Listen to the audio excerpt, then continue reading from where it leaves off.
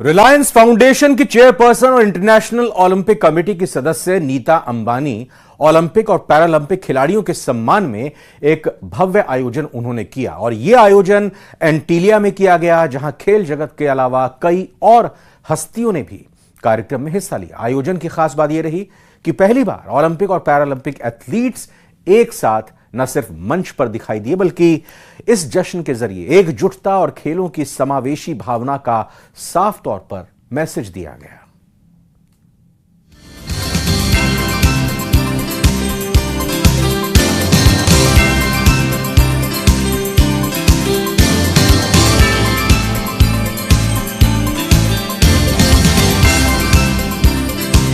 भारत के सभी Olympians, para Olympians एक ही साथ एक ही प्लेटफॉर्म पर आ रहे हैं।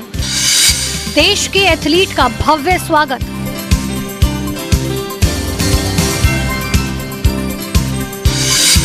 एंटीलिया में पदक वीरों का सम्मान।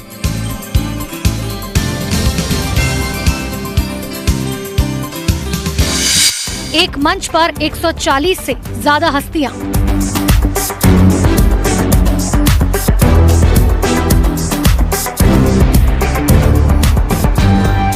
ये उत्सव है उन लोगों के सम्मान में जिन लोगों ने भारत के मान को विश्व में ऊंचा किया है।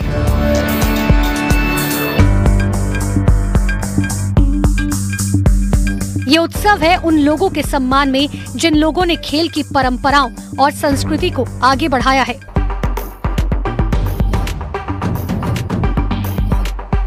ये उत्सव है उन लोगों के सम्मान में जिनकी काबिलियत का लोहा पूरी दुनिया ने माना है।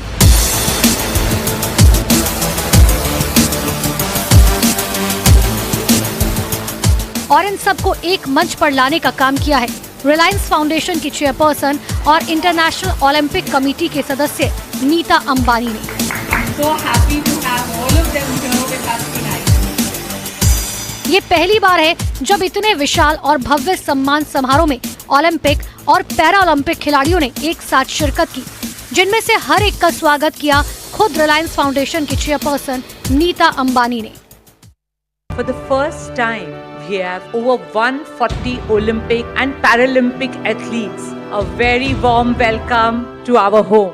At the tender age of 11, Aman lost both his parents. In sport, he found a way to overcome his grief. He is the youngest Indian to win an individual Olympic medal.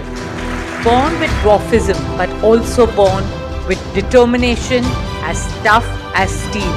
Navdeep grew up in a childhood laced with social rejection. As India's Paralympic gold medalist now, you have made your father proud and the entire country so proud. Mona contracted polio in both her limbs. She faced severe social stigma. At the age of 36, she debuted at the Paris Paralympics and won a bronze medal for India. We celebrate not just your victories, but also your incredible journey. Each one of you is a winner.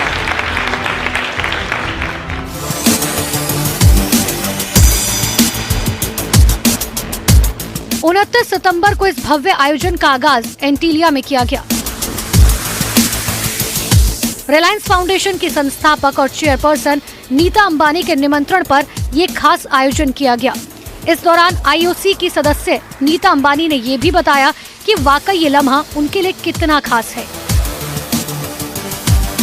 बड़ी special शाम है।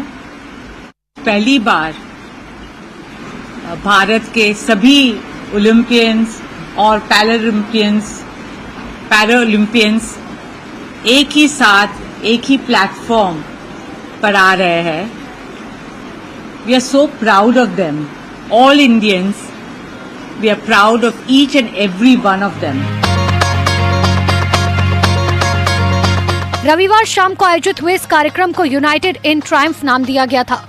इस दौरान जब Olympic पदक विजेता निशानेबाज Manu Bhaker, javelin thrower Navdeep Singh, Neeraj Chopra, para shooter Mona आयोजन में हिस्सा लेने पहुंचे, तो खुद नीता अंबानी ने उनकी न सिर्फ आवभगत की, बल्कि सभी के इस आयोजन में शामिल होने पर अपनी खुशी जाहिर की। ये सब तो हमारे भारत की शान है। Manu needs no introduction. Please give her a big round of applause. Navdeep, Mona, and of course, Neeraj. I'm so happy to have all of them here with us tonight. Antilia में आयोजित इस सम्मान समारोह में खेल जगत के अलावा बॉलीवुड से जुड़ी तमाम हस्तियों ने भी हिस्सा लिया। रणबीर, कार्तिक आर्यन जैसे अभिनेताओं ने पहुंचकर माहौल को और जोशीला बना दिया। एंटीलिया के रेड कारपेट की ये शाम हर किसी के लिए बेहद खास थी। इस दौरान रिलायंस फाउंडेशन की चेयरपर्सन ने पूरे आयोजन की अगुवाई की। उन्होंने इस आयोजन के दौरान खिलाड़ियों को एक दूसरे से रूबरू होने का न सिर्फ शानदार मौका दिया, बल्कि इस आयोजन के जरिए खेल जगत की एकजुटता का भी संदेश दिया।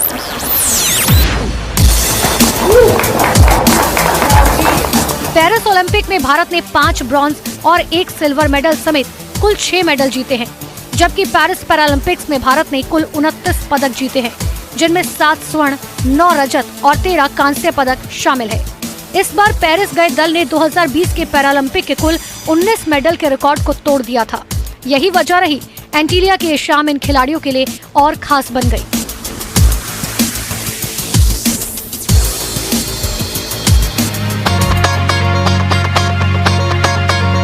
एंटीलिया में आयोजित किए गए इस बेहद शानदार कार्यक्रम को कई खास मकसद से आयोजित किया गया था।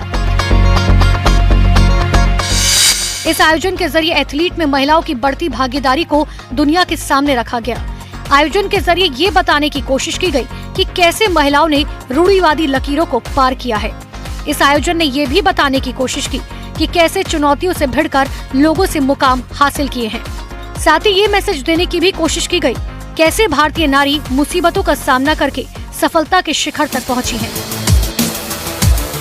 यानी एंटीलिया में इस भव्य सम्मान समारोह के जरिए ऐसा संदेश दिया गया जिससे देश की आने वाली पीढ़ियों को भी सीखने का मौका मिलेगा, और ये सीख होगी भारत की तरक्की की, भारत के सम्मान की, भारत के कीर्ति ध्वज की।